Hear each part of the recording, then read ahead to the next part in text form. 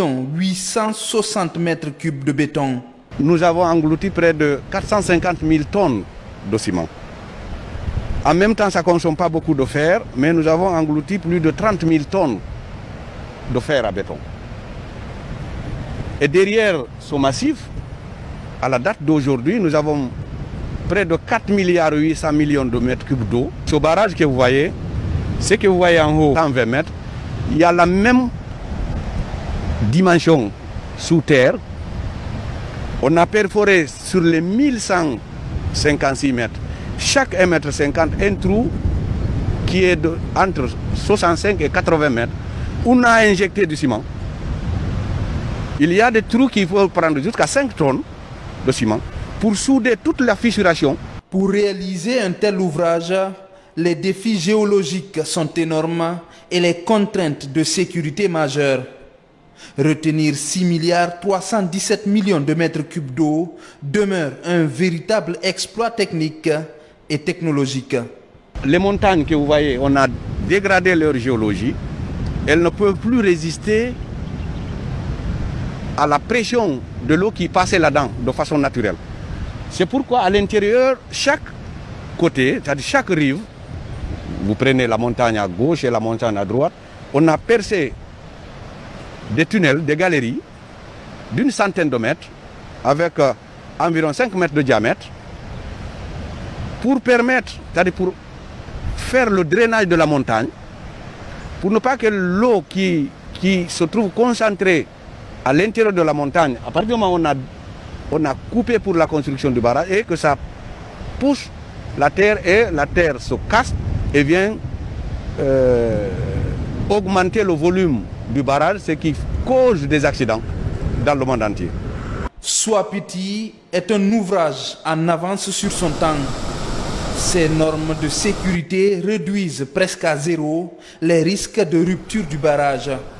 Il est conçu pour résister à des tremblements de terre, mais aussi à des crues qui pourraient arriver dans 1000 ans. Son système d'évacuation supérieur et inférieur, à l'image de ces deux énormes vannes, font du barrage un ouvrage insubmersible, quelle que soit la quantité d'eau. Le barrage de Soit Petit est conçu pour résister et faire passer une crue de 1000 ans. C'est-à-dire une crue exceptionnelle qui arrive une fois pendant 1000 ans. Et pour sa réalisation, on l'a réalisé pour qu'il résiste à une crue de 5000 ans. Ces crues dont je parle, le maximal c'est 4360 mètres cubes par seconde. Donc l'ouvrage là va prendre une partie au cas où ces crues arrivaient pour protéger la population en aval et protéger l'ouvrage lui-même. Et l'ouvrage que vous voyez à côté en escalier va prendre les 2400 mètres cubes secondes, qui n'a pas commencé à fonctionner pour le moment. Cette année, il ne va pas fonctionner compte tenu du fait qu'on ne va pas arriver à la crête du barrage. Donc en matière de sécurité, tout est prêt, tout est surveillé. Il y a un document spécial, suivant le standard international, qu'on est en train de réaliser pour mettre à la disposition des exploitants et de l'État guinéen pour permettre de surveiller le comportement du barrage afin de sécuriser la population, d'abord le barrage lui-même et la population en aval. Aujourd'hui, les travaux de génie civil sont à 99%. Soit Petit est un barrage vivant, pas moins de 1500 capteurs répartis sur 4 km de galeries dans le corps même de l'ouvrage permettent d'ausculter 24 heures sur 24 les moindres compartiments de la retenue. Il y a tout un système de sécurité installé pour permettre de rentrer dans le corps du barrage lui-même et vérifier ce qui se passe. Là où nous sommes à la première galerie. Il y a deux autres au-dessus de nous qui permettent de contrôler le comportement du barrage. Vous voyez ici deux équipements, voire même trois. Ici, vous avez cet équipement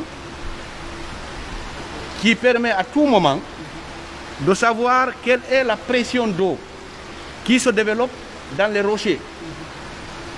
À une cinquantaine de mètres de profondeur, cet équipement permet, vous voyez, il y a une lecture directe ici, qu'on va transformer en valeur de pression, qui nous permet de savoir comment la pression se développe sous le barrage ici.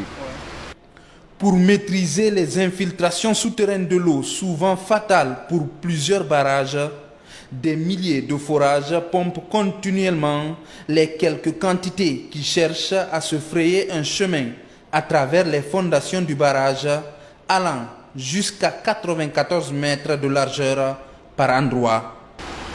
À côté, vous avez un drain qui est en train de débiter une certaine quantité d'eau. Pourquoi? Parce que vous avez dû voir tout le long de cette galerie, à chaque 3 mètres, il y a un équipement comme ça, un forage, qui varie de 50 à 80 mètres de profondeur pour capter les quantités d'eau qui traversent les fissures. Parce que quel que soit ce qu'on fait, il y a toujours la géologie, la complexité de la géologie, on ne peut pas dire qu'on a réussi à 100%. Donc il y a toujours de l'eau qui cherche à passer dans les micro-fissures et pour empêcher que cette eau ne développe une force, les forces les plus dangereuses pour les barrages qu'on appelle les sous-pression, on a mis un forage à chaque 3 mètres, dont la profondeur, je viens de dire, varie de 50 à 80 mètres, pour capter ces quantités d'eau et les évacuer en surface. C'est ce qui permet de savoir est-ce qu'au fil des années, il y a une dégradation qui est en train de se produire à l'intérieur du barrage. C'est ce que vous êtes en train de voir. La même chose est faite entre la galerie, la deuxième galerie et la galerie où nous sommes. C'est ce que vous voyez là, la descente des tuyaux bleus là. Donc il y a une liaison à travers ces drains entre la galerie qui est en haut et la galerie intermédiaire et là où nous sommes. À chaque fois, l'eau essaye de se concentrer pour créer des contraintes à l'intérieur du corps du barrage. Elle trouve quelque part où sortir pour être évacuée et tout cela est mesuré. Pour produire 450 MW, de l'eau d'une poussée de 2000 tonnes devra pénétrer ces 4 énormes conduites forcées jusqu'aux tribunes. Pour ne pas que la conduite se déforme, pour qu'elle garde toujours sa position, vous avez vu, il y a à côté du massif de béton, il y a des bagues qui sont là-bas. C'est un système d'accordéon qui est à l'intérieur, qui permet à la conduite de faire des petits déplacements dans l'ordre de 50 mm. Ce n'est pas beaucoup, hein? Mais quelle que soit la température, la conduite ne va pas se déformer. En plus, en matière de sécurité, vous avez vu un gros massif de béton qui est au sommet de la conduite. Parce que la conduite est piquée directement au niveau de la retenue, avec 2 portes, 2 vannes qui permettent de fermer ou d'ouvrir. Et lorsque vous ouvrez les portes là et que l'eau rentre dans la conduite, elle prend une direction horizontale au départ pour traverser le barrage. Maintenant, pour venir à l'usine, elle change de direction. Il y a une courbure que vous voyez là, elle rentre. Maintenant, la pression qui arrive au niveau de ce coude est de l'ordre de 2000 tonnes. Donc, si on n'avait pas mis ce massif de béton, cette masse de béton, la conduite allait s'arracher et ça va créer des dégâts, non seulement pour l'usine, mais pour les populations aval. Soapiti, c'est aussi l'usine du barrage en grande partie sous les eaux. Cette salle des machines équivaut à un immeuble de 18 étages. Le chantier est à 87%. Au-delà de ces 4 énormes transformateurs, 3 des 4 turbines du barrage sont déjà installées. Vous avez 4 groupes qui vont être abrités sous cette usine de puissance unitaire 112,5 MW chacun, avec un débit nominal en eau de 144,5 m3 par seconde. Alors, devant, ici, nous avons 2 éléments du dernier groupe. L'élément que vous voyez ici, c'est la jante du rotor du dernier groupe. Et celui que vous voyez derrière moi, c'est le stator du dernier groupe. Donc le stator est la partie fixe qui est là. Et c'est dans ce stator que se fait l'induction et où se crée l'énergie de rotation, se transforme en énergie électrique évacuée sur le réseau. Et le rotor, quant à lui, dans sa rotation, est excité va permettre cette conversion de l'énergie mécanique en énergie électrique. C'est dire que tout l'ouvrage que vous voyez de la rive gauche à la rive droite, les vannes, tout ce qu'on en fait, c'est dans le but de faire tourner ce rotor que vous voyez. Tout ce qui est fait pour son fonctionnement normal, pour sa garantie, pour qu'il fonctionne de façon optimale, tout est déjà en place. Vous avez les auxiliaires communs de l'usine qui sont par exemple le système à courant continu qui alimente les relais et de contrôle et de protection. Vous avez le système à air comprimé qui va servir au régulateur de vitesse de la turbine de fonctionner et aussi pour les usages auxiliaires de l'usine. En plus de ça, la particularité c'est que chacun des 4 groupes est indépendant. Ils ne sont unis que par les auxiliaires communs dont je viens de citer, le système à courant continu et l'air comprimé. En dehors de ça, chacun a sa conduite forcée à lui et puis un groupe de tuyauterie propre à lui pour le refroidissement de ses paliers, de sorte que la panne d'un groupe n'entraînera pas l'arrêt des autres. Quand tu es dans la salle de commande, en face de l'ordinateur, tu vois tout ça en clair. C'est-à-dire tu vois le niveau d'eau aujourd'hui, le niveau d'eau dont tu as besoin à chaque minute, tu as le niveau d'eau. C'est grâce à ces appareils-là qu'on peut voir ça dans la salle de commande. Tu n'as pas besoin de te déplacer, ni prendre des appareillages pour mettre dans le nom. Tu vois tout dans la salle de commande. Et ça, on a ça et tu peux allumer, tu peux démarrer le groupe dans la salle de commande sans te déplacer et tu peux l'éteindre aussi dans la salle de commande sans te déplacer. Donc c'est la raison pour laquelle nous disons que cette centrale c'est une centrale intelligente. On va avoir aussi un réseau intelligent. Et les Chinois nous ont dit en Chine que la centrale de Soapeti est un exemple des trigorges en Afrique.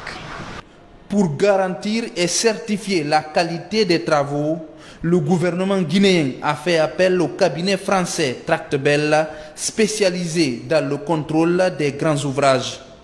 Depuis le début du projet, ces experts sont sur le terrain pour s'assurer du respect des normes de toutes les phases de réalisation du barrage.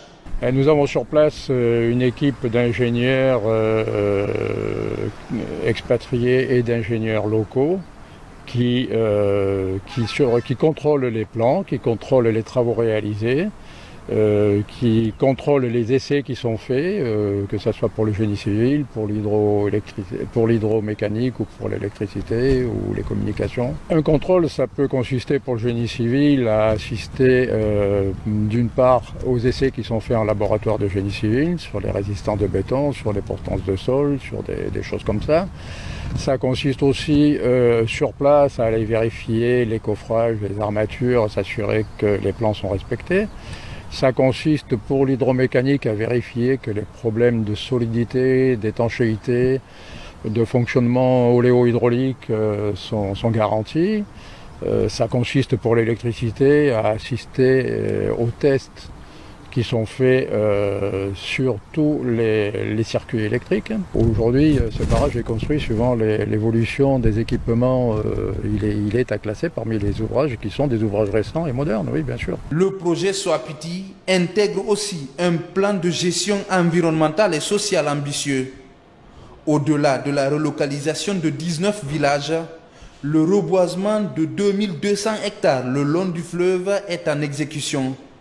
Pour détourner les communautés riveraines du projet des pratiques nocives à la santé du fleuve, des programmes de sensibilisation et de reconversion sont envisagés. Le plus gros défi, c'est le reboisement. En fait, une surface de 264 km² a été ennoyée. L'ennoiement a provoqué la perte des ressources ligneuses. Donc il faudra mettre en place un programme de reboisement qui puisse permettre de renouveler cette biomasse qui a été perdue avec des approches intelligentes qui permettent de pérenniser toutes les superficies qui vont être reboisées. Il y aura des projets qui portent sur des volets agro-silvopastoral pour promouvoir l'élevage, la sylviculture et l'agriculture. Mais de l'autre côté, avec la formation de la retenue, la ressource en eau et les ressources halieutiques vont abonder. Donc il va y avoir la promotion des pêcheurs, mais aussi des aspirants pêcheurs. Mais au-delà de ça, il sera développé des activités non agricoles qui sont par exemple les activités génératrices de revenus, les petits métiers qui se trouvaient dans la zone vont être valorisés. Tous réalisés sur le Concouré, Soapiti est conçu en intelligence avec Caleta. Très écolo, il consomme presque la même quantité d'eau que Caleta pour tourner à plein régime et produire ses 450 MW, soit 572 mètres cubes par seconde. Avec une maîtrise parfaite de l'eau, Soapiti est capable de libérer juste la quantité nécessaire pour Caleta à travers ces énormes vannes et résoudre ainsi le problème d'étiage et ses galères d'eau. C'est un dispositif dans la conception de Soapiti Caleta qui sert au cas où, c'est-à-dire avant le démarrage de Soapiti, de faire fonctionner Caleta. Et pendant le fonctionnement de Soapiti, s'il arrive que la centrale soit à l'arrêt, c'est ce dispositif qu'on va utiliser pour faire fonctionner Caleta. En ouvrant des portes, je vais utiliser le mot porte, sinon le nom c'est des vannes. C'est des énormes vannes qui pèsent 300 tonnes, la première, et plus de 120 tonnes la deuxième. Et c'est la même quantité d'eau, elle est calculée pour le besoin d'énergie à Caleta. Aujourd'hui, on a l'impression que le jet est énorme, comme je viens de dire, mais on est autour de 350 m3 secondes, alors que sa capacité réelle, c'est 1000 m3 secondes. Il y a deux trous, ça fera 2000 m3 secondes. Les deux barrages à plein régime auront une puissance cumulée de 690 MW pour accélérer l'électrification de tout le pays et d'autres de la sous-région. Des projets d'interconnexion à l'image de celui de l'OMVG qui fait 1675 km sont en cours. Pour le transport de l'énergie, 15 postes de transformation sont réalisés jusqu'en Guinée-Bissau. Le président, compte tenu toujours de son engagement traditionnel à renforcer l'intégration sous-régionale, a réalisé Caleta sur fonds propres de la Guinée, mais a gardé son caractère régional. Il a donc décidé de céder 30% du productif de Caleta aux 3 autres pays membres de l'OMVG. Cette ligne fait 1677 km. 1677 km, dont 575 km en territoire guinéen. Vous avez vu ici Sambagalou, c'est dans Kédougou, au Sénégal. Il y a la frontière entre la Guinée et le Sénégal. Donc le premier poste en Guinée, c'est le poste de Mali. Le second, c'est le poste Labé. Le troisième, c'est le poste de l'Insan. Avec l'extension du poste de Caleta, non parce qu'on a déjà fait le poste quand on le construisait, le poste de Boké qui permet de transporter l'énergie vers la Guinée-Bissau, la Gambie et le Sénégal. Le long de toute cette ligne-là, à chaque 10 km ou 15 km, chaque côté de la ligne, tous les villages qui sont dans ce corridor vont être électrifiés dans le cadre du volet électrification rurale. Au total, 3 projets d'interconnexion sont en phase d'exécution. Le projet Guinée-Mali qui intègre la Haute-Guinée et la Guinée forestière et le projet Côte d'Ivoire, Libéria, Sierra Leone, Guinée, CLSG. Un partage énergétique avantageux pour l'ensemble des pays qui se retrouvent tous sur les mêmes réseaux, ce qui permet de prendre la ressource à divers points. À partir de l'INSAN, vous allez croiser plusieurs réseaux, interconnexion. Dès que l'énergie peut manquer en Guinée, un déficit ici, on peut prendre en Côte d'Ivoire, le prix est bon. Comme ça, il y a la ligne Côte d'Ivoire, Libéria, Sierra Leone, Guinée qui vient à l'INSAN. De l'INSAN, on ravitaille, il y a Guinée-Mali qui s'en va. Il y a, donc par là, ça vient vers là-bas, on peut alimenter. C'est-à-dire, l'interconnexion permet la circulation de l'énergie pour éviter des crises. Dès qu'il y a crise, il y a la disponibilité quelque part, on prend là-bas pour satisfaire la demande. Voilà l'importance de l'interconnexion.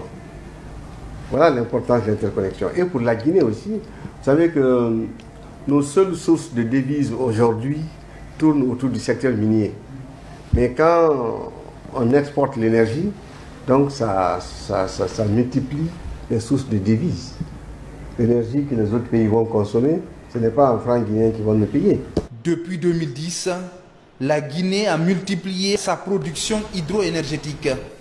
Une véritable volonté politique qui est de fournir une énergie propre aux populations. Que dans le domaine de l'énergie, nous avons notre destin en main. Et quand on sait que depuis les années 50, des années 50 à nos jours, ça n'a pas été un long fleuve tranquille. Hein. Ça a été la croix et la bannière. Concourier qui était devenu un mythe, hein, un serpent de mer aujourd'hui est une réalité, ce qui fait la fierté de notre pays.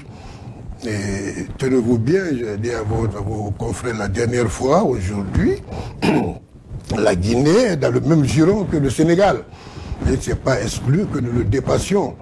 Parce que déjà, la marche est très faible. Naturellement, les chiffres officiels parviendront. Mais ce qui est certain, c'est que quand on sait d'où l'on vient et qu'aujourd'hui nous soyons dans le giron du Sénégal, vous voyez le progrès qui a été réalisé. Aujourd'hui, Soit Piti est une fierté nationale.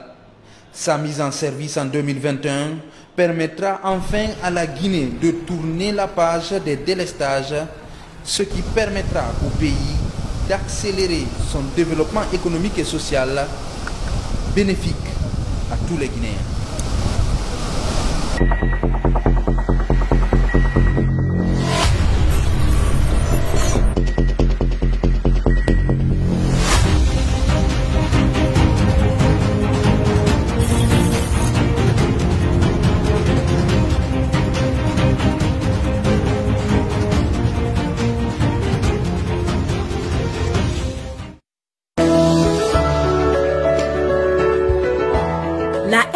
Sur la toile. Suivez nos programmes en Guinée et partout dans le monde en direct ou en différé via